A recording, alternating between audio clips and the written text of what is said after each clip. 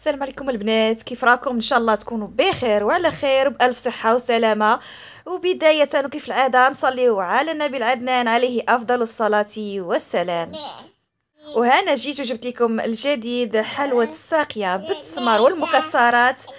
كتجي رائعه هائله، كيحبوها الصغار والكبار، وخصوصا الام اللي وليداتها ما تيبغوش ياكلوا ليها التمر والمكسرات، فهذه هي الطريقه الانسب باش وليداتك ياكلوا لك التميرات والمكسرات. اول حاجه كناخذوا التمر، كنعزلوا التمر اللي تيكون رطب ومعسل، كنضربوا ليه بواحد الغسله خفيفه ظريفه بالزربه، نزولوه من الماء ونسقطروه مزيان ونشفوه غير بشويه. من بعد نزولوا العظيمات نتاع التمر على هذا الشكل هذا. وهنا عندنا اللوز رابعه تقريبا، بالنسبه للتمر كيلو، زونا ليه العظم. وغنضيفوه حتى الاكاجو، غادي نطحنوهم، غير نهرمشوهم، ماشي نطحنوهم تتعود على شكل عجين، لا، غير غنهرمشوهم فقط، نهرمشوهم رقيق. ولا بقاو شي حبيبات غلاضين شي شويه ماشي مشكل، نوضعوا هاد المكسرات اللي طحنا في واحد السوبيره وندوزو نطحنوا التمر، ونضيفوا واحد المقدار 3 المعالق كبار نتاع جلجلان محمص غير شي شويه. وها هو التمر من بعد ما طحناه، نضيفوه الخليط ونضيفوا راس الملعقه قرفه للتنسيم. من بعد نمزجوا الخليط او نعجنوه جيدا حتى يتنسجموا لينا العناصر الكل. وبمجرد ما تنسجم لينا جميع العناصر نشكلوا العجين نتاعنا على شكل كويرات، ثم على شكل مستطيلات نغمروهم بالزلجلان، ثم نفتحوهم من الوسط على هذا الشكل هذا بالملعقه او بايدينا، ونحاولوا نقادوهم من الجوانب نتاعهم باش يجيونا متساويين. ولا كان عندك السمسم الابيض فاستخدميه، حتى هو كيجي النيضر ديالو زوين. من بعد نذوبوا الشوكولاط الاسود في بان ماري ونوضعوه في الفراغات، وندوبوا الشوكولاط الابيض، ندير واحد الخطيط ولا جوج على حساب الفراغ اللي عندنا، ثم نعملوا خطوط ونتركوا الشوكولاته حتى تنشف، ثم نقطعوا الحلوى نتاعنا على الشكل اللي بغينا، مربعات او مستطيلات او متوازي الاضلاع على حساب الرغبه. يجي الشكل نتاعها راقي بنينه، البنات تيموتوا عليها الوليدات الصغار بلا ما يحسوا براهم تياكلوا التمر. كنتمنى تنال الاعجاب ديالكم، تجربوها في البيوت نتاعكم وتخليوني لنا في التعاليق كيفاش جاتكم، واش عندكم شي ملاحظات. وما تنسوناش من البارطاج واللايكات وتعاليقكم المحفزه، الله يجازيكم بخير. ودابا ندوزو للاقتراح الثاني اللي هو حريشات حلوين صغار. في بول نوضعوا قشور حامضه او ليمونه، قبصه ملح، كأس من كؤوس العنبة زيت نباتية، ونفس الكأس نعبروا به سكر حبيبات وبيضة كاملة، ونضيفوا أيضا فاني ساسي نتاع الفاني، ونصف لتر حليب. نخلطوا الكل جيدا، ثم نضيفوا نصف كيلو من السميدة الرقيقة وزوج نتاع الخمارات من فئة 8 غرام، ونعيدوا الخلط مرة أخرى. ودابا نوضعوا الكويقطات نتوعنا في ليمول ونعمروهم بالخليط وندخلوهم الفرن ساخن مشعول غير من التحت، يطيبوا لينا من التحت، ثم نشعلوا عليهم من الفوق النار ونطفيو النار للتحت بحيث انهم يتحمروا وياخذوا لون ذهبي، ونخرجوهم باش نسقيوهم بالسيرو. من بعد ما دخلنا ليمون نتاعنا الفران ندوزو دابا نصايبوا السيرو اللي كنحتاجو فيه نص كاس سكر حبيبات وكاس ماء، فانيلا وقشور حامضه، نصف حامضه غير التنسيم وصافي.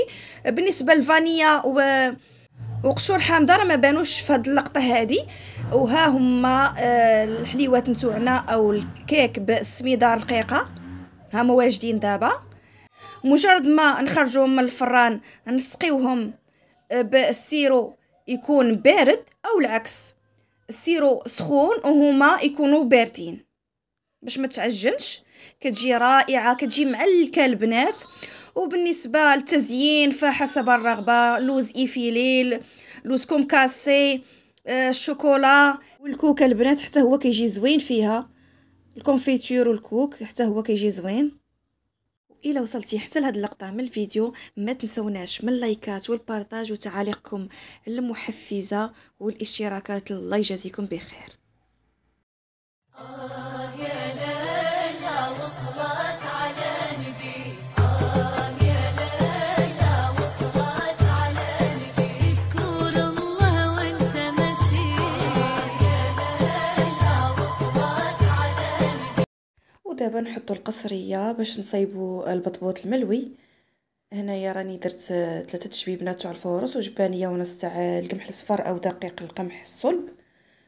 انا كنخلط فيهم ونضيفوا تقريبا 2 المعالقات بين تاع الخميره حبيبات. مع دابا البرد ضروري نديروا شويه الخميره بزايد، ونديروا مع شويه السكر حبيبات باش تفاعل لينا دغيا. وفي الجنب نضيفوا شويه تاع الملحه.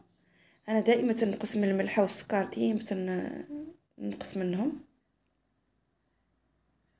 ثم نضيفوا الماء الدافي طبيعه الحال صافي، ونجمعوا العجينه ديالنا وندلكوا ونرخفوا، مره دلكه مره رخفه حتى تعود العجينه طريه وتعطينا الخيط والطوع. وعاد نحطوها ترخف واحد من با 5 دقائق صافي، ونبداو بالتشكيل ديالها.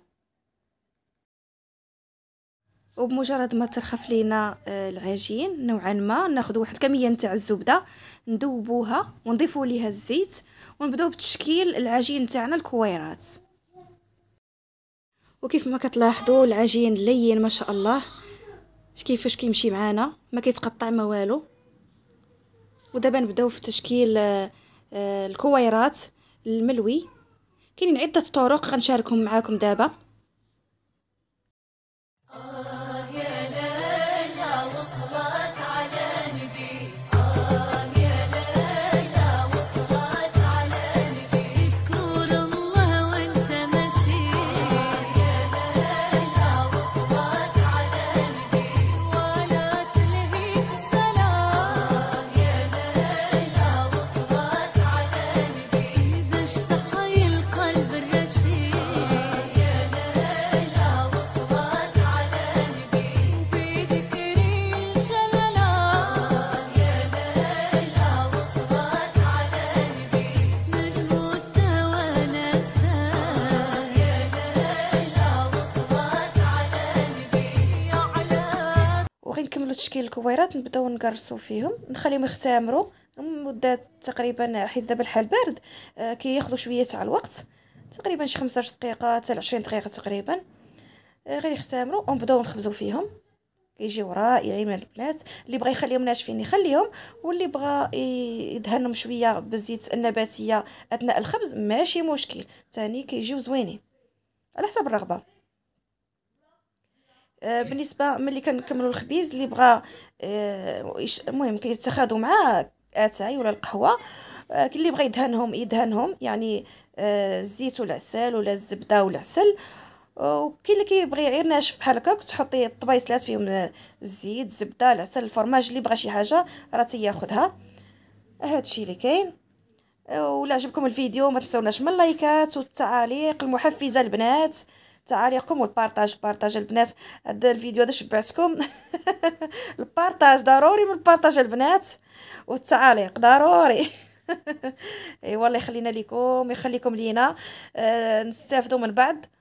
اللي عجبتها شي حاجه واللي عندها شي ملاحظه ما تنساش تقولها لنا في التعاليق.